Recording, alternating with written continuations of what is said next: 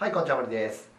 前回ね、扉を作って、このガレージ計画終わってたと思うんですけども、あとね、土間とかね、内装とか、いろいろやることはいっぱい残ってます。とりあえずね、次、土間をやりたいと思います。で、土間やるのに、このね、レーザーの墨出しっていうのを買ってきました。これスイッチ入れるとね、レーザーが照射されて、全体の水平が見れるっていうアイテムですね。玄関のね土間の高さに合わせて、土間を打ちたいので、そこのところがねちょっと分かりにくいんでこのレーザー墨出し買いました。もともとね56万するような、ものが多かったんですけども、最近アマゾンでね、6000円か7000円ぐらいで買えたんで、随分ね安いのが出たなという印象ですね。めちゃめちゃ精度はいらないんでもうこれで十分だと思います。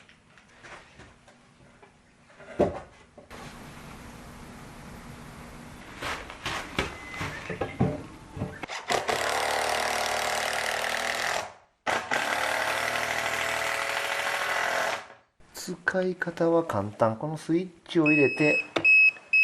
水平が出てたら、OK ですね。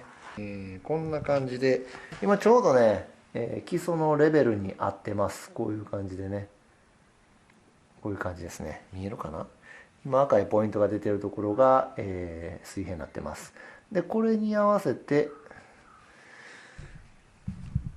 こっちへ振っていくとこんな感じでね、さっきの基礎と同じところに、印がいきます。この高さぐらいまで、コンクリートを打つとそういう感じですね。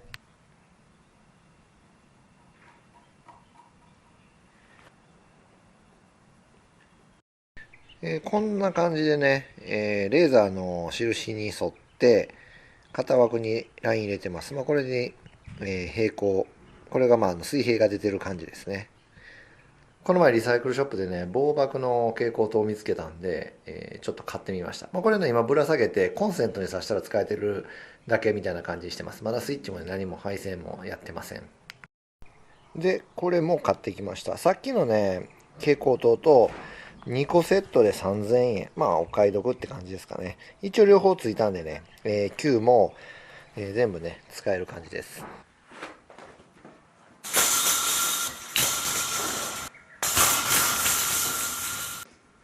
ワイヤーメッシュを入れていきます。このメッシュ入れることによってね、コンクリートが割れにくくなります。で、ここは地盤が硬いね、メッシュ入れなくても多分大丈夫なんですけども、一応入れております。で、こうやってね、ちょっと下にしかまして浮かせるようにしておくといいです。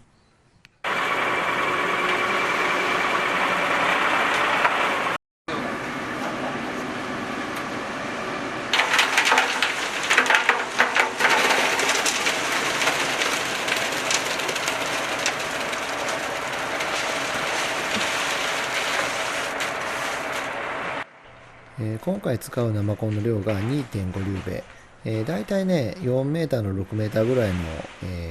大きさですね。でこれ一輪車で運んでおります。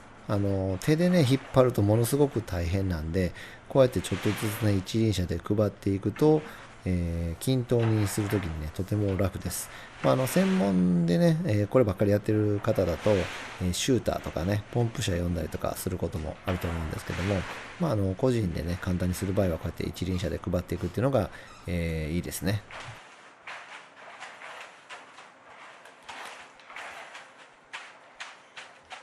一人でやってたらね、運転手のおっちゃんが見かねてね、手伝ってくれました。で、奈良市を僕がやって、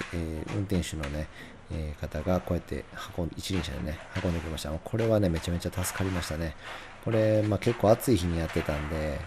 固まるの早いんですよね。で、途中で固まってくるともう、とても大変です。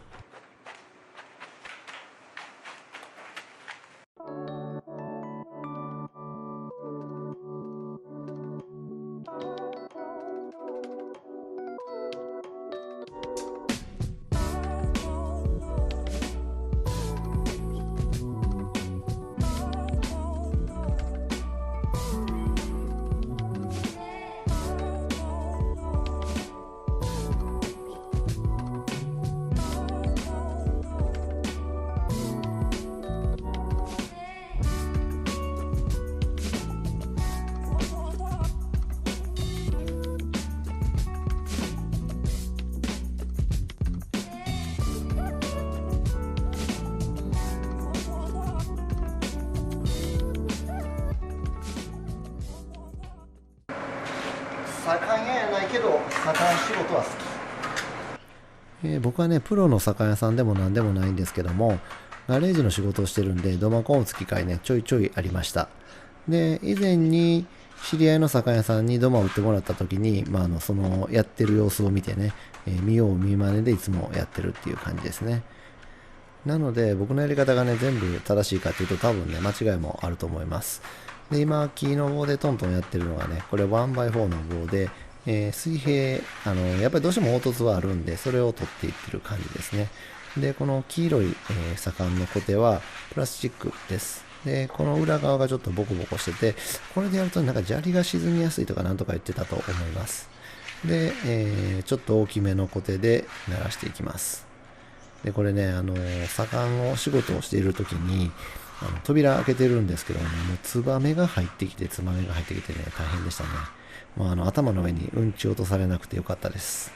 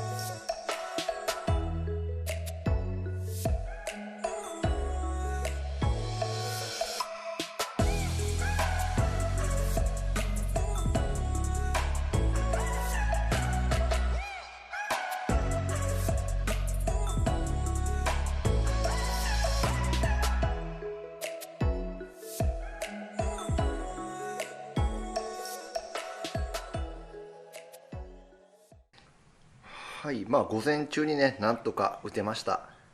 まだちょっと柔らかいかな。でももうそろそろ、最後の仕上げをしていってもいいかなって感じですね。このね、水分がちょっと引いて固まりかけた時に最後の仕上げをやるとちょうどいいです。この辺のね、見極めがやっぱなかなか慣れないと難しいですよね。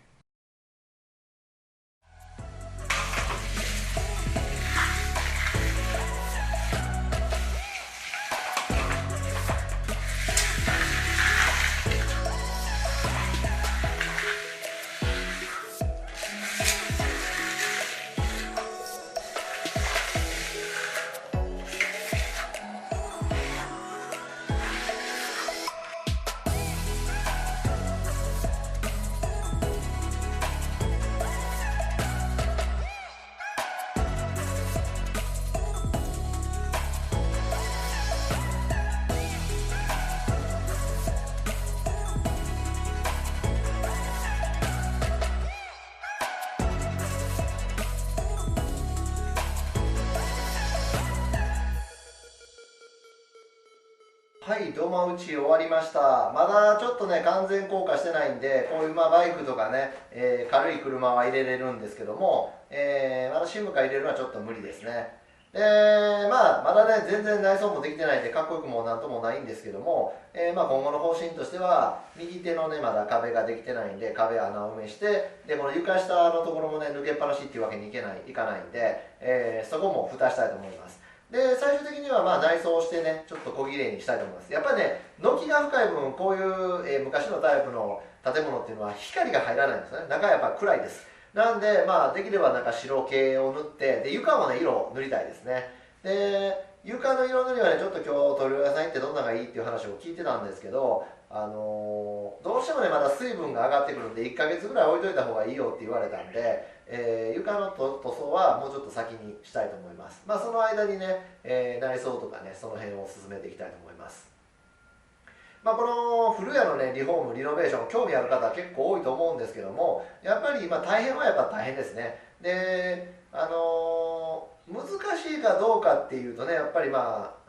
最低限のね、やっぱりちょっとした知識っていうのは必要ではあるんですけども、できなくはない、ぶりのジャンルかなと思います。で、ヨーロッパなんかとかね、アメリカとかだと、自分の家を自分でリフォームするとか、キッチンにタイル貼ったりするとかね、部屋の中の壁の色を塗るとかっていうのはもう割と皆さん普通にやってますね。で、日本ではどうしてもね、やっぱり新築を建てて、それにずっと住むっていうのが、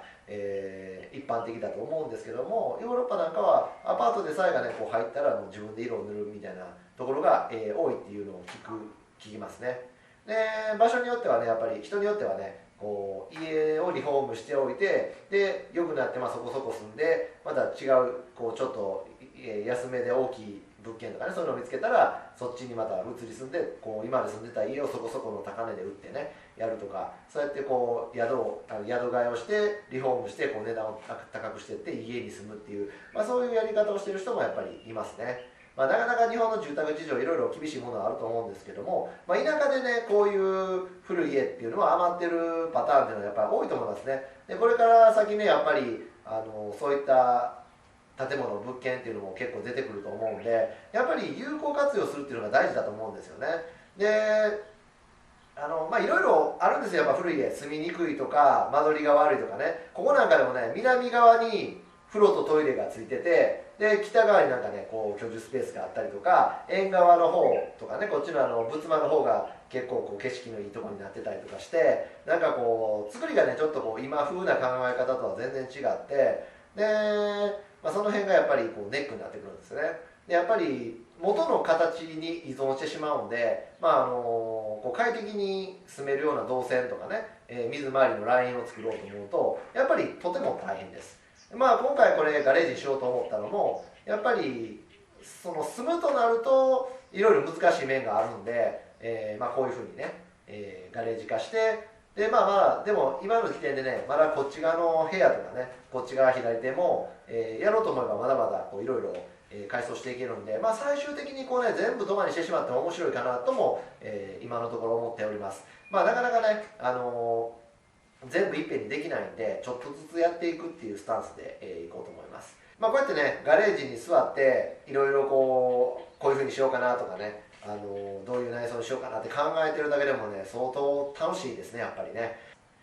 それでは皆さん最後までご視聴ありがとうございます。